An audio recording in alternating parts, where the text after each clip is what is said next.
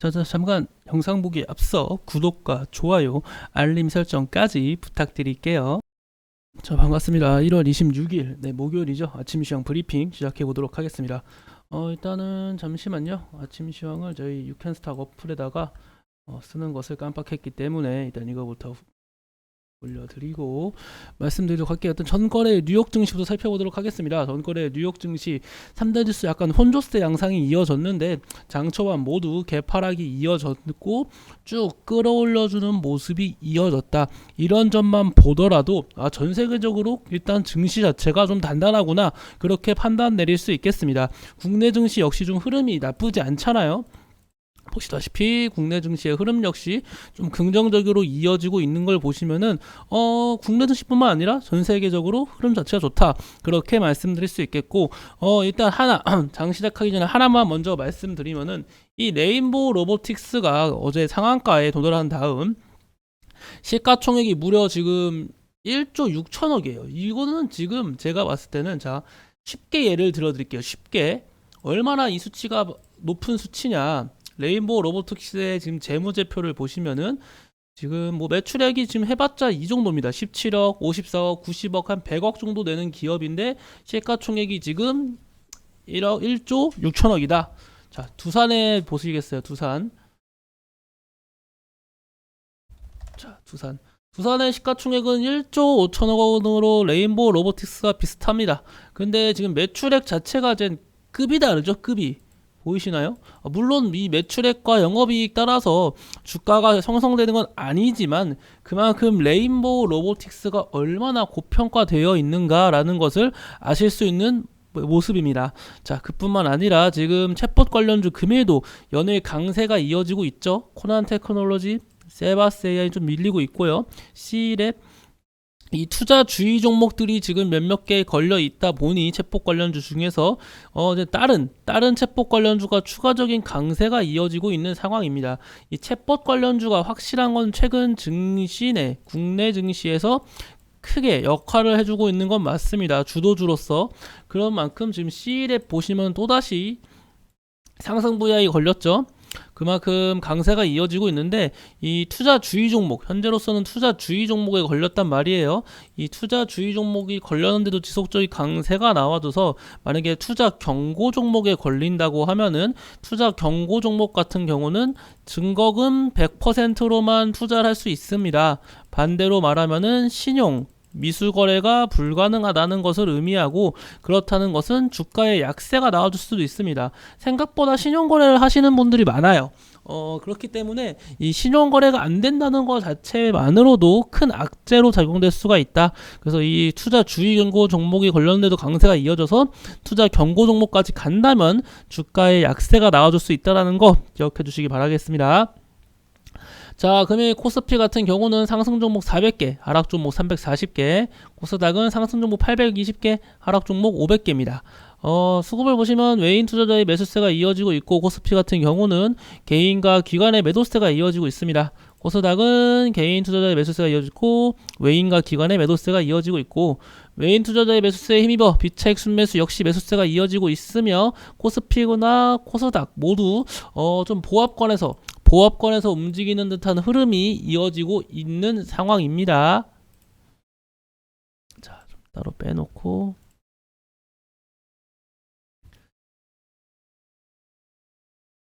자, 잠깐만요. 네, 됐다. 화면이 잠깐 안 맞아서 화면 조정을 했습니다. 자, 그렇게 보여지고 있고,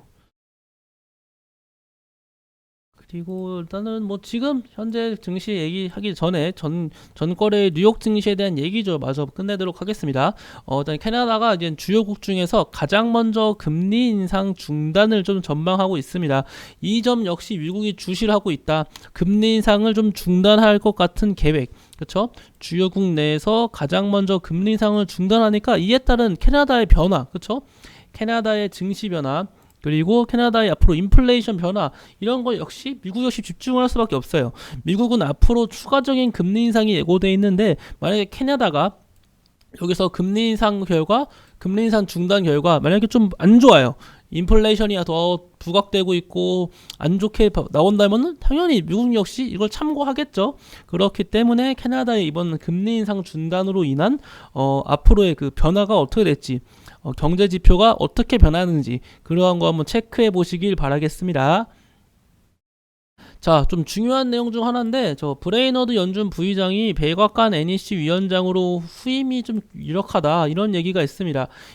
애초에 브레이너드랑 지금 바이든 대통령이죠. 바이든 대통령하고 서로 사이가 나쁘지 않아요. 바이든 대통령은 원래 연준 의장으로 이 브레이너드를 좀 점집어 놓을 만큼 둘의 사이가 좀 좋은 편이긴 합니다. 그런데 뭐 백악관 간다고 하면은 아마 브레이너드도 갈 의향이 분명히 있을 것이고, 여기서 하나 걸리는 것은, 다들 아시다시피 이제는 브레이너드는 가장 비둘기파적인 인물입니다. 연준 내에서 숫자로 표현하면은 0이 중립입니다. 플러스로 가면은 매파적, 마이너스로 가면은 비둘기라고 했을 때 마이너스 2로 지금 있는 인원이 브레이너드 혼자예요. 즉 비둘기파 의원은 마이너스 2, 그러니까 초비둘기파까지는 아니더라도 연준 내에서 어쨌거나 가장 비둘기파적인 의원이라고 뽑히는 사람은 브레이너드가 혼자 유력하다, 혼자밖에 없다. 그리고 반대로 플러스 2에 있는 사람은 누가 있겠습니까? 네, 여러분들도 알고 계시겠을 제가 자주 강조드렸던 제임스 블라드가 플러스 2에 형성되어 있습니다. 제가 이 두 사람의 움직임은 뭐라고 말하는지 자주 지켜보라고 했었죠. 그래서 이 브레이너드가 아무튼 연준을 떠난다 이러면은 이 비둘기파적 인물인 브레이너드가 떠났으니까 아마 그 자리를 또 누군가 메꿀 거란 말이에요. 메꾸는 건 충분히 좋은데 이 브레이너드급 인물을 메꿀 수 있을런지, 그쵸? 그리고 브레이너드가 사라지면은 그에 따른 앞으로 이 연준 내의 통화 정책이 바뀔 수가 있다. 그렇기 때문에 만약에 이 브레이너드의 횡보 어디로 갈지 좀 지켜보시는 것이 중요합니다. 저 개인적으로 어떻게 될지 모르겠네요. 브레이너드가 정말 떠날지 안 떠날지 뭐 저도 이건 본인만 알 수 있는 거니까요. 브레이너드 연준 부의장이 정말 떠날지 안 떠날지는, 그쵸? 그 점 좀 체크해 보시길 바라겠고, 마지막으로 뭐 국제 유가, 뭐 유가의 상승은 뭐 주간 원유 재고가 뭐 예상치보다 적다 이런 얘기에 좀 약강세가 나와줬고요. 천연가스는 뭐 지속적인 약세가 이어지고 있는데, 뭐 이제 사실상 천연가스는 보시다시피 6.7달러 이후로 지속적인 약세가 이어지고 있어서 또 이제 겨울도 지나가고 있잖아요. 아직까진 날씨가 쌀쌀한데 마지막 반등 한번 줄 수 있을지 한번 체크해보고 넘기도록 하겠습니다. 그래서 일단 금일 역시도 외인 투자자의 매수세가 이어지고 있습니다. 코스피 같은 경우는 외인 매수세가 꾸준히 이어지고 있는데, 우리는 이 외인 매수세를 다소 어쨌거나 최대한 유지를 해줄 필요가 있습니다. 유지. 그쵸? 외인 매수세가 지금 이렇게 강하게 들어오고 있는데 외인 오셨어요 하고 이제 가세요 할 수 없잖아요. 이런 귀중한 외인을 지금 최대한 유지해줄 필요가 있다. 어떻게 하면 유지할 수 있을까요? 그쵸? 가지마 라고 해서 안 가는 것도 아니고, 들어오세요 해서 들어오는 건 아니고, 그쵸? 이걸 유지하기 위해서는 첫 번째로는 긍정적인 경제 성장률이 뒷받침 돼야 된다. 왜냐면은 결국 이 사람들, 외인 투자자들은 현재 한국이란 기업이 너무 좋아서 들어온 게 아니에요. 외인 투자자의 매수세가 들어온 나라를 살펴보면은 대표적으로 외인하고 중국이 있습니다. 중국 같은 경우는, 그쵸? 지금 제로 코로나에서 리오프닝, 그쵸? 위드 코로나로 전환시키면서 지금 리오프닝 기대감이 있죠. 리오프닝 기대감으로 인한 경제 성장률이 좀 나쁘지 않아요. 경제 성장 전망률이 나쁘지 않다. 그렇기 때문에 외인 매수세가 충분히 들어올 수 있는 이유가 됩니다. 하지만 우리나라 같은 경우는 딱히 그렇지 않죠.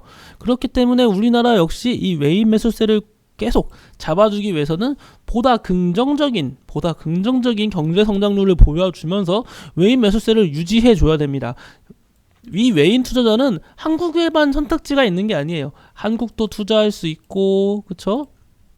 일본 뭐 많잖아요. 중국 뭐 다양하게 이 가짓수는 많이 있습니다. 근데 그중 일단 한국한테 매수세가 들어오고 있다는 건 언제든지 매도세로 전향될 수가 있고, 우리는 그 점을 좀 최대한 잡아두기 위해서는 좀 경제 성장률이 좋은 내용이 나와줘야지 이 투자자들이, 외인 투자자들이 좀 오랫동안 우리 주식을 좀 들고 있지 않겠냐, 그렇게 생각이 듭니다. 만약에 경제가 안 좋고 안 좋은 얘기만 흘러나온다면은 다른 곳을 향해서 좀 매도세가 나와주겠죠. 저가라는 메리트 속에 앞으로 경제 성장률이 좋고 상승 랠리가 나와줄 수 있을 거라는 믿음을 좀 주는 것이 중요하다고 저는 개인적으로 생각합니다.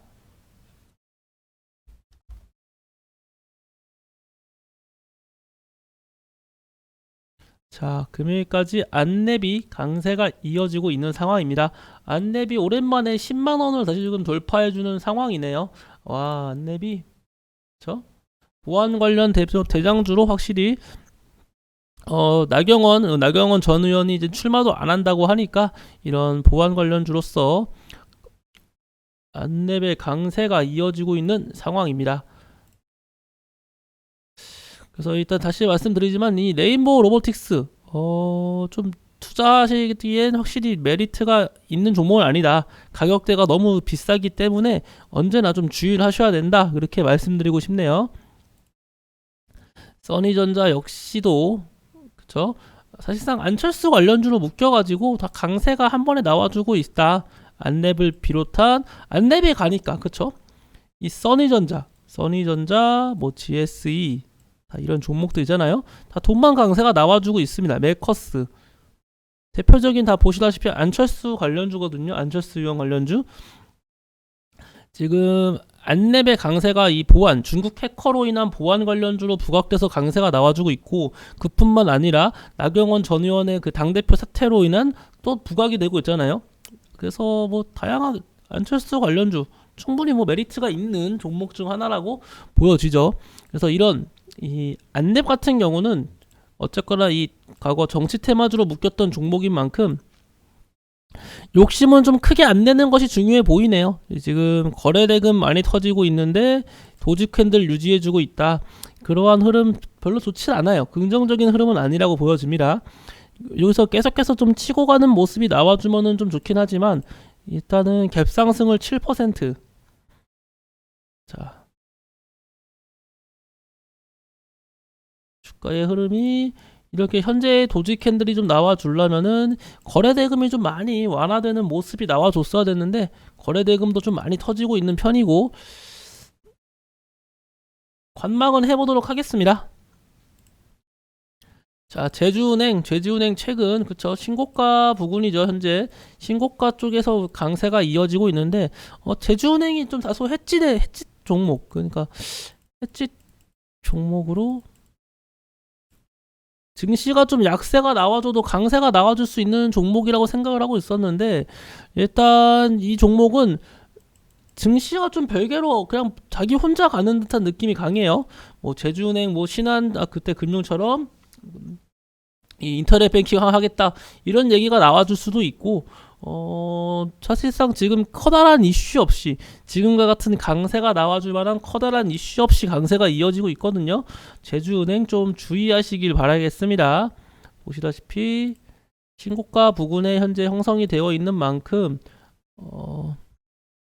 더욱더 세게 치고 갈 가능성도 있지만 반대로 차익 실현 매물이 언제든지 나와줄 수가 있다. 그렇기에 주의하시길 바라겠습니다.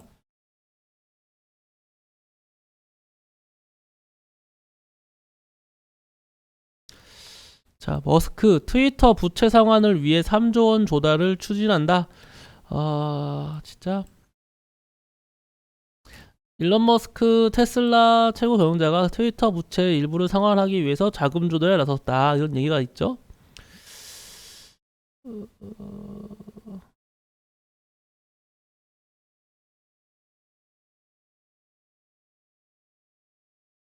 일단은 이런 트위터 부채, 그러니까 일론 머스크가 지속적으로 이 트위터랑 엮이면 엮일수록 긍정적인 이슈는 아니에요. 기업 가치가 희석이 되고 있다. 그렇죠? 테슬라 주주들은 지금 속이 타고 있을 겁니다. 테슬라 주주들은 지금 제발 이거 전기차 좀 지금 안 그래도 판매량도 부진하고 전기차 사업도 안 좋고 앞으로 먼 미래에 전기차 지금 비중이 70%에서 40% 하향 조정하고 있고 그쵸? 중국이 전기차 잘 만들고 있다고 하니까요. 중국이 지금 인공지능 자동차 이 중국 수준을 무시할 정도가 아니에요. 사람들이 뭐 중국을 좀 많이 무시하고 하는데 생각보다 중국이 잘 만듭니다. 이미 중국 내에서 말씀드린 것처럼 자율주행차 전 물론 중국판을 이렇게 신뢰하는 편은 아니지만 그 자율주행 관련 중국도 그 자부심이 있는 편이에요. 그 테슬라에 절대 밀리지 않는다라는 자부심이 있기 때문에 진짜 걸핏 조금만 잘못하면은 중국 건설 내줄 수가 있거든요. 세계 1위의 전기자동차, 세계 1위의 인공지능 자율주행 자동차라는 그 타이틀을 유지하기 위해서라면은 이런 트위터 같은 좀 SNS 사업은 좀 내려놓고 이렇게 좀 테슬라에 좀 집중하는 것이 좋지 않겠냐 그렇게 생각이 듭니다.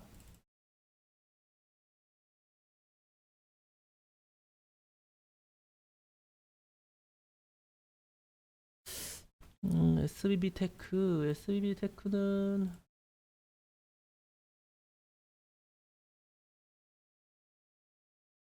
AI 로봇 바리스타 커피 이거 관련 이슈로 강세가 나와주는 것 같습니다. 그쵸?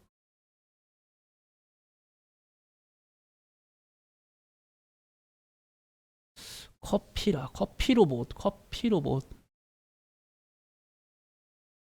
이 SBB 테크가 그 커피 로봇 기술을 좀 보유하고 있어가지고 이에 따른 강세가 나와주는 것으로 판단이 되는데 한국 맥널틴 강세 안 나왔겠죠? 그렇죠. 한국 맥널틴은 단순 커피 관련주라서 혹시나 해봤습니다. 그리고 금일 역시도 로봇 관련주와 함께 지속적으로 강세가 부각되고 있는 것은 챗봇, 특히 C랩. 일단 투자 경고 종목들의 약세가 이어지고 있습니다. 투자 경고 종목들의 약세가 꾸준하게 이어지고 있고 이러한 흐름이 뭐 언제까지 이어질지 모르겠고 만약에 투자 주기 종목이 풀린 다음에 또 추가적인 강세가 나와줄 수 있는 위치에요. 강세가 또 나올 수 있기 때문에 주목을 해보도록 할게요.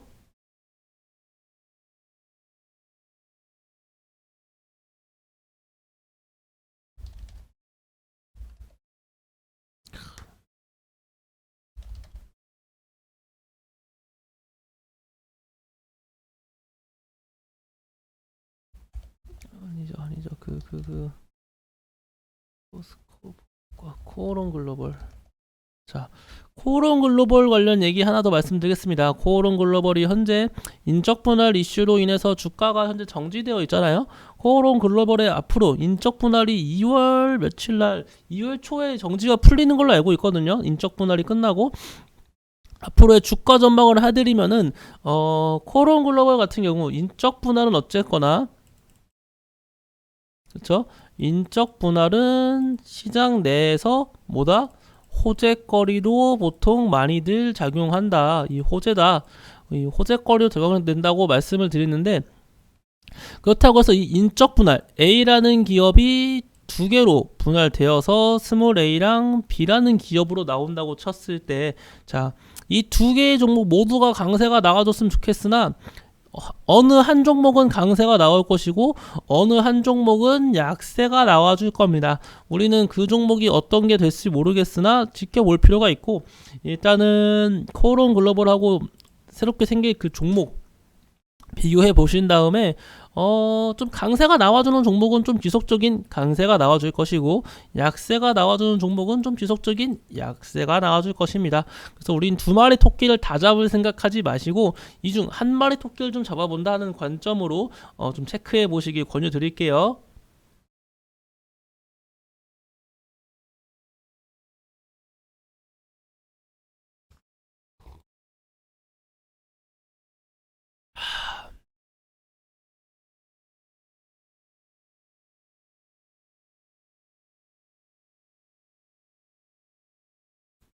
기가레이는 뭐 갭상승을 저렇게까지 띄워놨으니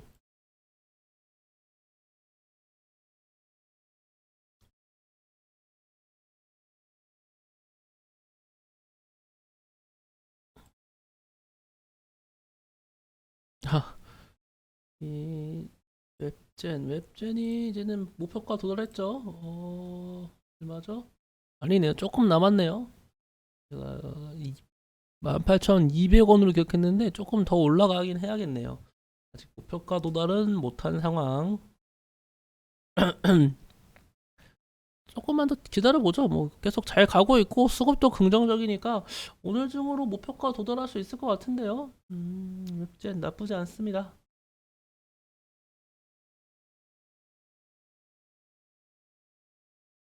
금일 좀 보시면은 그 상승 종목에 비해 그 주가의 상승세가 다소 좀 제한적인 모습이 이어지고 있네요.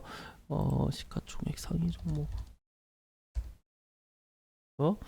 시총 상위 종목도 삼성전자도 보합권, LG엔솔은 빠지고 있고 하이닉스 하며 시총 상위 종목들의 좀 강세가 좀 나와주지 않다 보니까 다소 제한적인 움직임. LNF는 좀 강세가 나와주고 있네요. 2거래일 연속. LNF 같은 경우는 역시 테슬라 관련주로 묶이는 종목이죠. 테슬라의 가장 대표적인 관련주로 뽑히는 만큼 LNF 뭐 테슬라가 뭐 중국 내에서 할인한 다음에 뭐 많이 팔린다고 하잖아요. 판매 호실적과 함께 테슬라의 지금 주가가 반등이 나와주고 있어요. 실제로 테슬라 주가가 저점을 잘 형성해주고 그 반등이 나와주고 있다는 점에서 테슬라 관련주인 이런 LNF의 강세가 나와주고 있는 것으로 판단이 됩니다.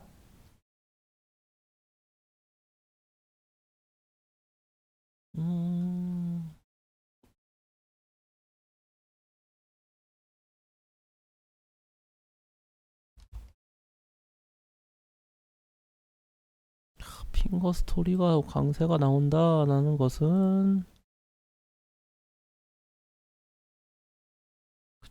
이 웹툰 관련주 핑거 스토리 뭐 미스터 블루 이런 두 가지 종목 좀 체크를 해봤고 플래톤은 약세가 나와주고 있네요. 핑거 스토리 단독 이슈가 있는 것으로 판단이 될 수도 있고 일단은 좀 체크를 해보도록 하겠습니다. 웹툰 관련주로서는 일단 핑거 스토리와 미스터 블루 두 가지 종목이 좀 강세가 이어지고 있다라고 말씀드리고 싶네요.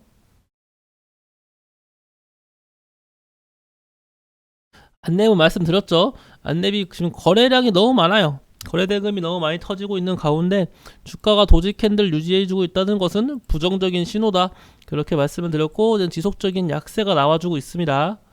자, 이렇게 약세가 나와주는 종목은 앞으로의 주가 움직임 그려본다면은 음봉이 조금 더 길어질 수 있어요. 물론 양봉이 나올 수 있겠지만 이 정도 음봉이 나와주면서 한 번 더 음봉 이렇게 나와주면은 하방에 있는 5일 평균선과 맞닿는 지점 이 정도까지 내려온다 칩시다.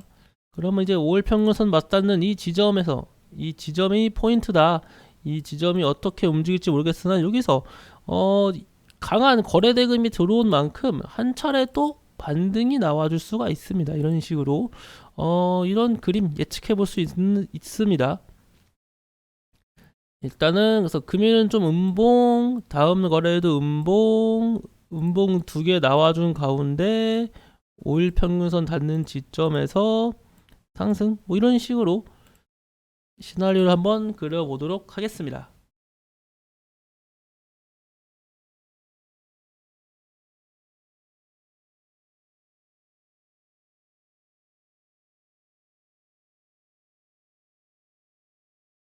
자, 그리고 미래나노텍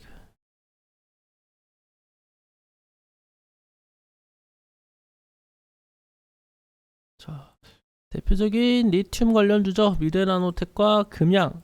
자, 어반 리튬하고 하이드로 리튬은 지속적인 좀 약세가 이어지고 있고 이 미래나노텍 혼자 단독적인 강세가 이어지고 있네요. 오늘은 좀 종목들이 전반적으로 그쵸? 아까 말씀드렸던 그 웹툰 관련주도 미스터 블루만 혼자 갔었나요? 핑거 스토리 혼자 좀 치고 가는 모습이고 그쵸? 핑거 스토리 대성 에너지가 강세가 나와주고 있다.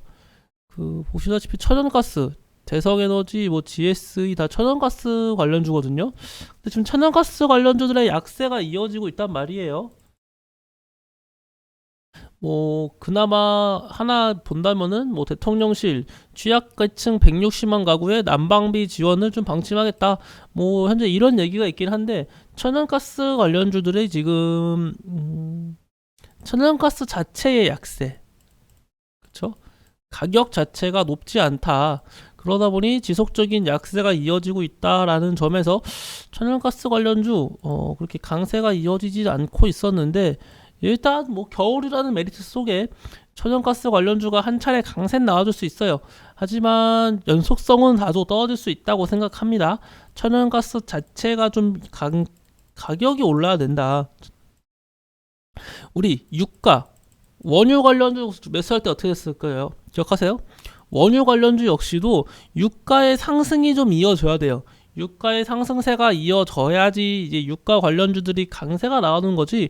유가가 계속 떨어지는데 원유 관련주, 유가 관련주들이 강세가 나와준다? 그러한 흐름은 쉽지 않다. 그렇게 말씀드리고 싶네요. NFT 관련주인 이 갤럭시아 SM과 갤럭시아 머니트리, 그쵸?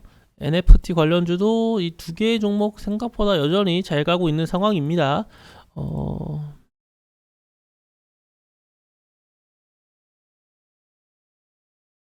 계속해서 윗골인 달려 있거든요. 그 NFT 관련주 지금 전반적으로 계속해서 윗골인 달려 있는 만큼 좀 불안한 흐름이 지금 좀 이어지고 있네요. 윗꼬리가 달려있다는 것 자체가 누군가는 차익 실현 매물을 만들었다. 누군가는 고점에서 매도를 했다. 그런 식으로 받아들일 수 있겠고, 그렇죠? 고점에서 차익 실현 매물을 털었는데도 불구하고 지금 계속해서 강세 랠리가 이어지고 있다는 것은 그만큼 이제 증권형 토큰에 대한 기대감, 이게 없었거나 없었던 건데 증권형 토큰이라는 게 처음 도입되는 거잖아요. 그러니까 그거에 대한 좀 기대감, STO 발행에 대한 좀 기대감이 좀 있는 것이 아닐까, 그렇죠? 처음인 거에 대한 기대감으로 보시면 좋을 것 같아요.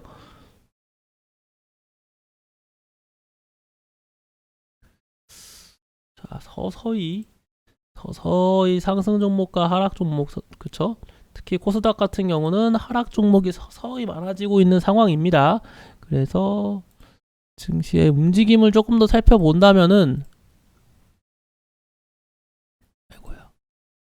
갭 상승 이후에 뭐 좀 다소 이렇게 보합권에서 좀 움직인다. 아직까지 방향성을 뚜렷하게 잡지 못했어요.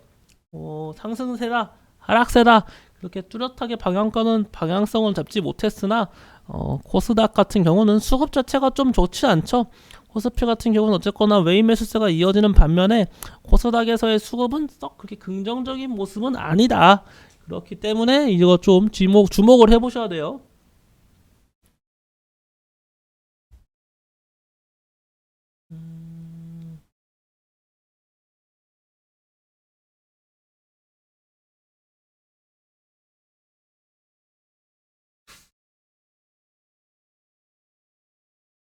또다시 어떠한 이슈거리가 있는지 체크를 해보겠습니다.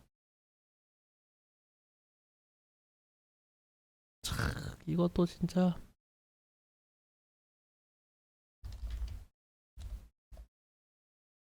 자, 한국정보통신 강세. 제가 이 유튜브를 통해서나 말씀드린 게 있었어요. 한국정보통신에 대해서 말씀드린 게 있었는데, 자, 애플페이 관련 얘기가 나왔죠. 확실히 한 번 더. 자, 정부 애플페이 도입 규제 푼다. 신한, 삼성, BC 비공개 소집을 한다. 이런 얘기가 나와줬고, 제가 이 애플페이 관련주인 이 한국정보통신을 뭐라 말씀드렸나요? 자, 이때 시가 12,200원. 그리고 이때 이 부분이죠. 여기 저점 11,000원.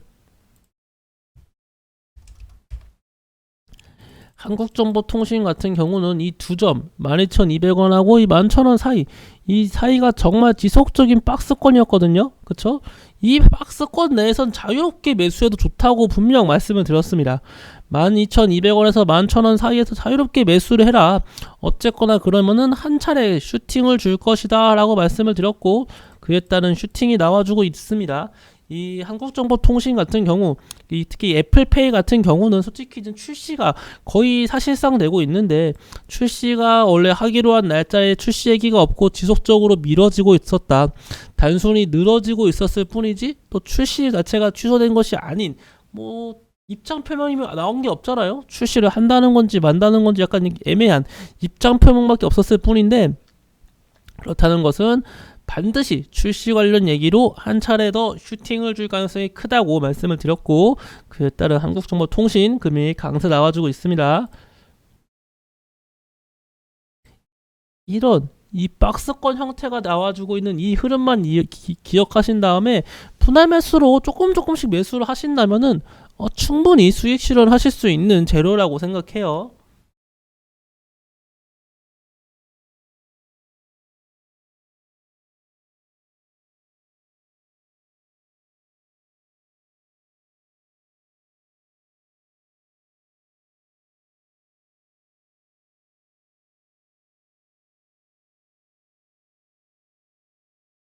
자, 그 밖에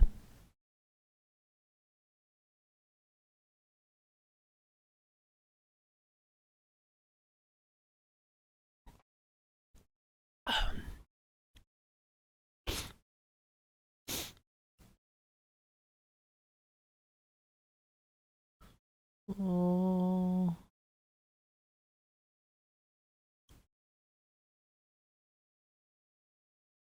쟤는 조금만 더 오르면은 목표가 도달이긴 합니다. 이 호카단위가 변경돼가지고 어 너무 촘촘하게 그냥 매물벽이 쌓여있는 듯한 느낌이 강합니다, 개인적으로. 호카단위 변경.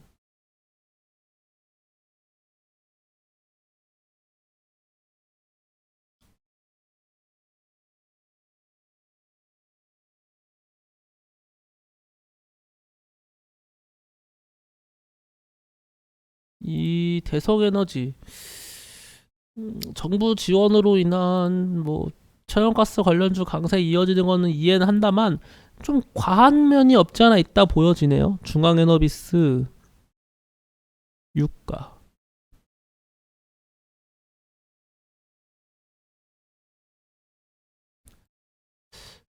유가 관련주.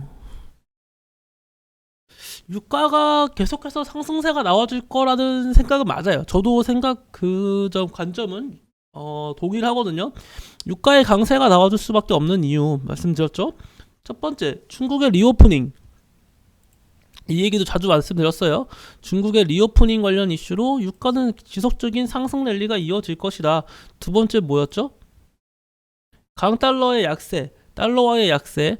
유가와 달러는 서로 상반관계가 있다. 그쵸? 유가 같은 경우, 원유 같은 경우는 위험자산이고 달러는 안전자산이기 때문에 이 안전자산과 위험자산 둘 다 강세가 나와주긴 힘들고, 그쵸?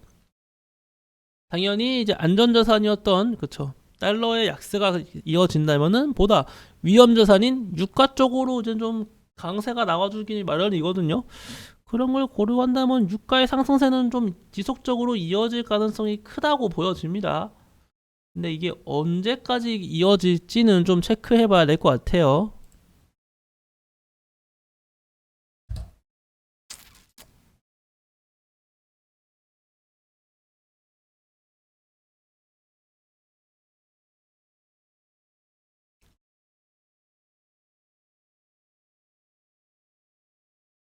자, 레인보우 로보틱스가 좀 빠지고 있긴 한데,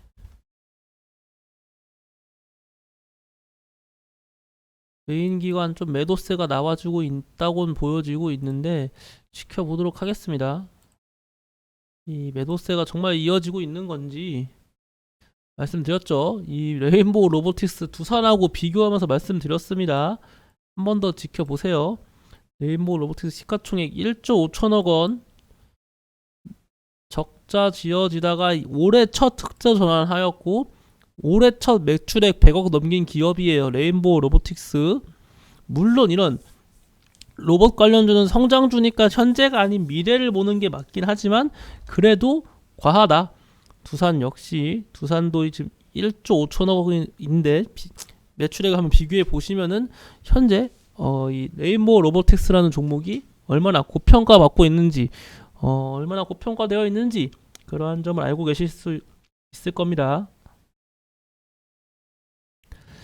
좀 주의할 필요는 있을 것 같아요. 아무리 봐도 곧 주가가 좀 너무 비싼 거는 좀 투자에 좀 많이 주의하세요. 주가가 너무 비싸면은 그 주가까지 다시는 안 옵니다, 여러분들. 특히 이런 챗봇 관련주 고점에서 잘못 물리면은 진짜 저는 끔찍하네요. 생각하기도 싫을 정도로.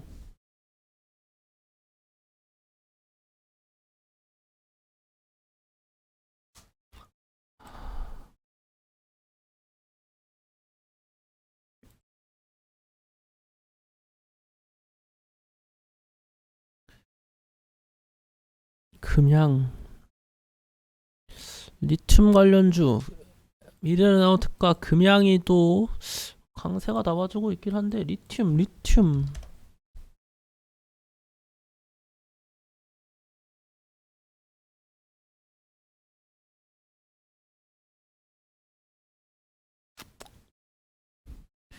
현재로서는 뭐 좀 더 지켜보겠습니다. 리튬 관련주 어떠한 이슈가 있는지 체크해 보도록 하겠습니다. 현재로서는 딱히 뉴스가 올라온 것은 없네요.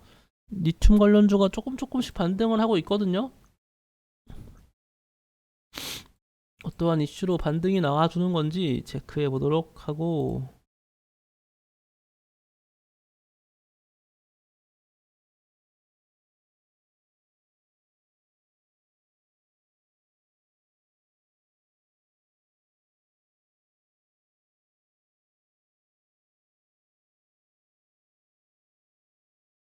뭐 이 정도 현재로서는 그쵸? 또 좀 잠잠해진 느낌이 강하네요.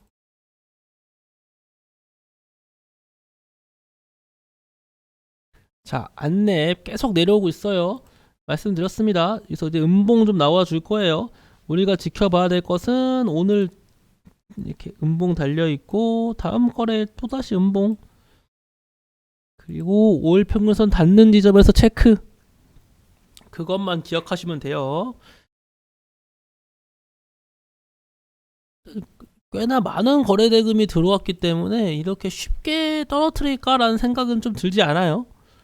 뭐 예를 들면 이 신라 SG 같은 경우도 보시다시피 이날 꽤나 많은 거래 대금이 들어왔어요.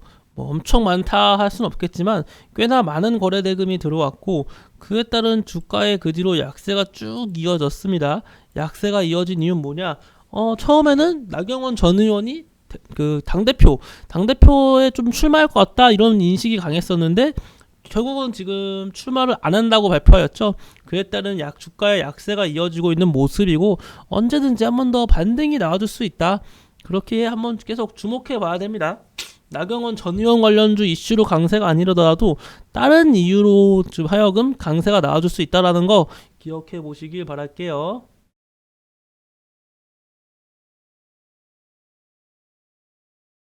자, 일단 금일 제가 준비한 내용은 여기까지고 아이스크림 헤드는 뭐 지속적인 외인 매수세 이어지고 있네요. 아무튼 제가 오늘 준비한 내용은 여기까지고 일단은 저는 장 마감 후 다시 한번 인사드리도록 하겠습니다. 금일 증시 흐름 계속 보합권 유지되고 있으나 우리의 주목할 점은 뭐다? 코스피에서의 외인 매수세가 이어지느냐 안 이어지느냐, 이 점을 우선적으로 체크해 보시길 바라겠습니다.